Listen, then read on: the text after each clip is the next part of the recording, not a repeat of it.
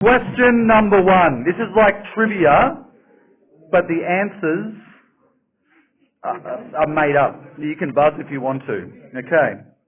So, just so you know, I walked in, Bobby said, here's 6 pages of questions, James, that I created with AI.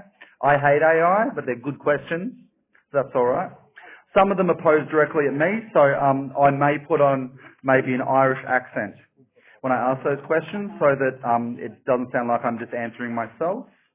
The other thing I want to say is, does everyone know that today is International Mental Health Day?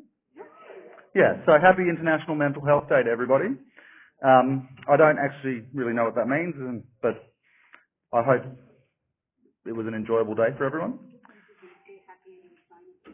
Happy and sane at the same time. Cool. First question. Ooh, this is a good one. First page, first question. What is the most important factors to consider when expanding NDIS services? So I take that as you're doing something, you decide to add something else. What's important within that expansion? Bobby? I think the first important thing is your own internal capabilities and how much your team can take. If you want to expand into a different region which you do not know anything about, if you want to expand into a service sector that you do not know anything about, if you want to expand into a network of services, moving from NDIS into aged care, or become a nursing agency and you don't know anything about, the first thing you need to do is gather that knowledge, understanding, learn, talk to people, think, discuss, and learn the right questions you need to ask before you even ask them. From a financial perspective, what should people be thinking about if they're going to expand their services? Cost of marketing, cost of registration. Do you have the people that can do it, or are you going to have to add more cost to your business? Because the cost will come in before the revenue ever does. And if you have to do that, where are you going to find the money? What we call it working capital. How much money do you have in the bank to be able to cover people to expand?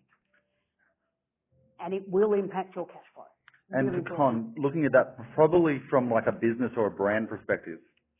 Like Bobby said, not one person knows everything. My approach would be to collaborate and to look at partners. Look at who you can partner with, who can join you on the journey when you're expanding. That's if you want to, if you've got the, like Karen said, you've got the capacity, financial backing, but always look to collaborate and partner with other people that may have the knowledge in the area you're looking to expand and work together with them. That's my approach. This question isn't here, but I think this is extremely important, okay? It might be here. There's like, for every topic, there's like 5 topics. For each topic, there's 6 questions. So there's like 150 questions there. So, and I didn't learn to read or write till I was 13, so this is actually absolutely terrifying reading questions. And I had 2 bourbons whilst practicing this out there, just so you know. The wine was going, I had too much red wine last night. I got a very dry mouth, so no red wine tonight. So my question is, with all of the changes that are coming within the NDIS and all this stuff that keeps on being pushed out, how do you, as a service provider or someone within the industry, when you've got very little time because you're also running an operational business, how do you decipher what you should pay attention to and what you should just think is bullshit, basically, and someone's opinion? In my opinion, I tell my team with all the new changes, once again relating to the previous question, if there is something that we don't know we're doing it right, let's get out of it. Let's concentrate on what we know to the best of our understanding, and we can improve, we can sharpen our knives in that particular service. That is what we need to do. If we want to get into a sector or learn something that we do not know while the changes are coming, we're not going to know exactly where we are. We're not going to know where we are going to fall short and what is going to push us back. So instead of worrying about what's coming our way, we need to see where we're going, and we need to concentrate hard on doing the things right. That's how I operate in the office, what I tell my team as well. So as a plant manager, and the same with support coordination. There is so much shit going around about what we can and can't do, and whether we're going to be here or not. With the changes that came through last week, we actually have a copy of that sitting on every single desk, because now we actually have to stop people. You've got tutoring written in your business name. Can't do tutoring, tell us what you do, so we can process your invoices. Fortunately for me, I was already going through the process of expanding and seeing where else within the sector we could offer services. But again, it's how can we offer something within the sector, or can we move to a different sector? I went to the Care Expo, found that potentially I can offer package management and care management, so plan management and support coordination for self-managed home care packages. It's having a look around and seeing where else you can expand, and take note of what the legislation comes through as, and the rest of it, my attitude is I'm going to ride the course. I'm going to see what happens. Maybe in 5 years we won't be here, maybe we will. I'm just not listening to what everybody else has got to say. So just trust your gut. Does everyone understand the document that Karen is referring to? So on the 2nd of this month, they released 3 documents. One of them saying supports that can happen, one of them saying supports that can't happen, and one of them being a 3-page document which is about supports that can't happen unless you apply for them. Unless you apply for them. Which they snuck that one through without. Yeah, very interesting. I call it the naughty and nice list. So there's a nice list of things you can do. There's a naughty list of things you can't do. So I've had to say to a participant, you can use your therapeutic massage supports that they've agreed to, but the Chinese guy that's probably giving you a better massage, you can't put through your plan anymore. So don't go to them anymore, go to this one. You want a bit more of a backstory? I used to be in the circus, and I feel like now, I used to choreograph, I worked in casting for Cirque du Soleil back in the day, working with autistic people coming into Cirque du Soleil. And I feel like now, all those skills that I had in the circus is coming into the NDIS world, like just juggling constantly. Look, Karen kind of touched on this, and I'm probably not going to read anymore. Karen probably touched on this, and it's around the uncertainty within certain job roles within this industry and the uncertainty within business at the same time. I've done whole panels on this before, and one of the people here is death staring me because they were on the panel at the time, and I just gave it to them constantly. It was great fun. But so from a business owner perspective, a plan management perspective, and a support coordination perspective, in relation to the changes that are being proposed within business, within the NDIS and stuff like that, how do you lower the kind of anxiety of your staff? How do you do that? The person's like, Belinda, leave me alone. Karen, go first. Belinda should answer this one. I'm open. Belinda will hate it. You have to prepare Belinda to do that, otherwise you get in trouble. Trust me, you'll get a really nasty email. I'm joking. I'm open and honest with my team, so they know, because we all hear it, Plan managers, we're parasites, we're ticket clippers. Geez, I wish I could just bloody clip tickets because there's so much shit I need to know. Plan management isn't about paying bills, it's about understanding what you can and can't get through and how you can and can't get it through. So we talk about it.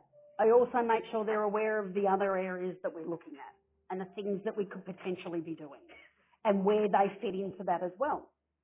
I don't know if plan management will exist in 5 years' time. The current document that came out said they've got 5 years to plan out what they're going to do for the next thing, but they've legislated on what you can and can't have, and they've got no plans whatsoever. Legislated, gave us the list, and then the next day we had to implement. It was great fun.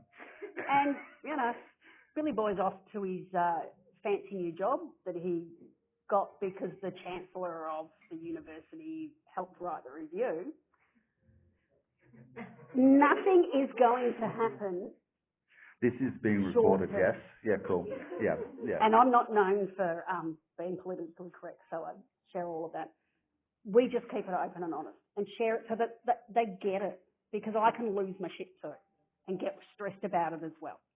Because for me, it's my home and it's everything I own on the line. And that's the thing that people forget about business owners. It's not about a job. You can go get a job somewhere else. I lose everything. My business doesn't succeed, I lose my home. So So I will do whatever I can ethically to grow my business in areas that I could support. And that's what we need to do. If we don't think our business is going to survive, we need to look at other areas. Can I go next? Oh, you can do whatever you want, Con, because I don't want to speak too much from support coordination because I'll defer to the more experienced people in the room. But I've got this picture on my wall at my office, and it's got this guy with a head in the sand. And I use that as inspiration for everything that I do. Never keep your head in the sand. Always be aware, looking out for what's coming. Quite a few people are setting up NDIS businesses with that, looking at the opportunities that may arise in the future. So when it comes to support coordination, plan management, all that, what we hear is that it's all going to be amalgamated and become one, and we get different sort of stories or whatever. What we do know is that the NDIS is going to stay. We do know the NDIS is staying. We do know the NDIS is going to be remaining. With that in mind, they're going to need businesses, individuals to support the system. Whether you're a support coordinator now and you're going to be called something else later on, whether you're a plan manager now, you're going to be called something else later on, you're a home care provider, there will be a need for businesses to support the NDIS system. Don't worry too much about the title and the role. Like Karen said, worry about how you can evolve yourself and become more useful to the future of NDIS. That's my advice. Cool. My next question will be directly to Bobby. I'll skip that one because I'm slightly autistic and the smell of that food is sending me absolutely crazy. Me too. A couple of weeks ago, I actually met with Bobby and I met with his team and I did a presentation. And we were talking about who in this room used to be a disability support worker? Okay? Keep your hand up if you used to be a nurse. Keep your hand up.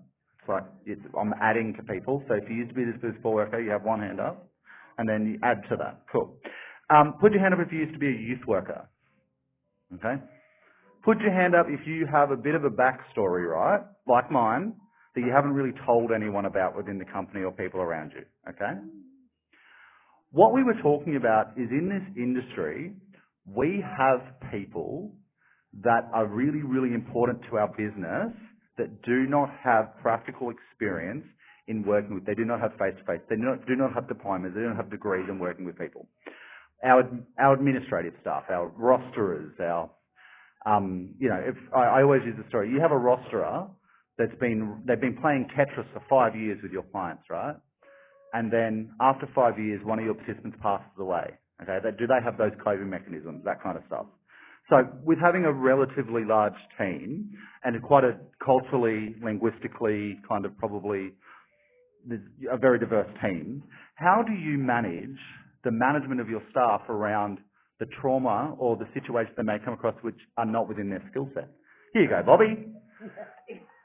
I think a simple answer is by living in a panic situation from 9 to 5 and then from at least from... Not your way of dealing with it.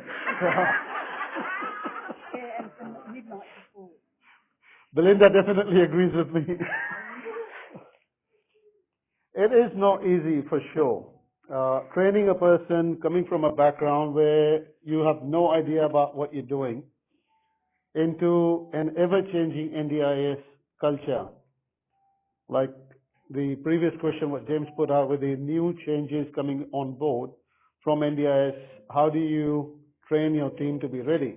I think combining these two things together is more important in this essence, because that question is rather more valid, in my opinion, for the businesses, providers in healthcare sector, not within NDIS, but in any area of healthcare. People who are trying to go around the system and do things or provide services and make their dollar through the means that is not ethical, it is not accounted for, it is not supported. But knowing that it is not supported and knowing that you're doing something unethical or unethical, it is rather more important to keep yourself distant from those sort of practices. If you do that, eventually people do get to know that you do understand the ethics and you do understand making the right choices, even from a businessman's perspective. But that leads me, or has led me, into having the right people in the staff, even though they come from various vast, different regional, linguistic, cultural backgrounds. They bring a lot of different ideas and experiences and knowledge and passion. I had Dee to go out, see somebody with me last week, or the week before that was. And the person had nothing, he was shocked with the way Dee came out, but he had nothing but good things to say about Dee's passion in that moment, which was completely unexpected, but it did happen. The passion is one thing what she brings to the table. I do ask some people, if you're starting an NDIS services business, what do you bring to the table? Whether you've got an accounting background, you've got a disability support service background, you've got a business background, or you have just a lot of money. You know, Which one or are you're you? I'm just joking. seeing people make a lot of money and driving around in expensive cars. But expensive cars can be like $20,000 can be an expensive car for some people here, and $50,000 car can be an expensive car for some people here. But for some people here, they could have come in here in about maybe a $150,000 car, which may not be expensive for you. So it's how far is too far kind of a phenomenon. I'll tell you a little story. This is an autistic fact from America. If you buy a BMW or a Mercedes, within 5 years you will be bankrupt, because you buy it as a status symbol. So if you live in America and you buy that car, within 5 years you've lost everything. So that's an autistic fact they'll learn at trivia. It's great. Absolutely. Sorry, totally off topic. Hence why I need a PowerPoint presentation to keep me in line.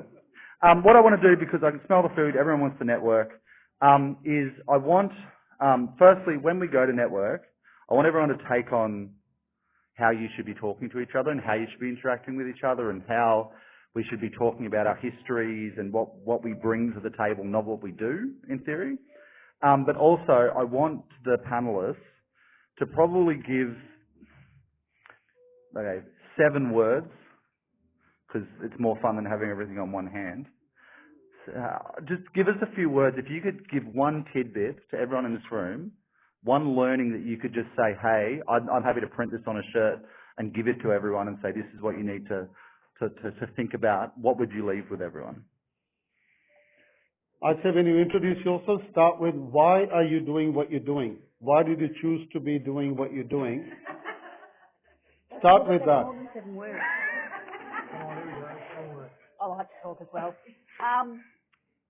Mine's probably more of a personal thing. I've faced my own mortality. Life is too fucking short. Do what you love, and then you will share that. People will get it and they'll come to you. I said, I love numbers.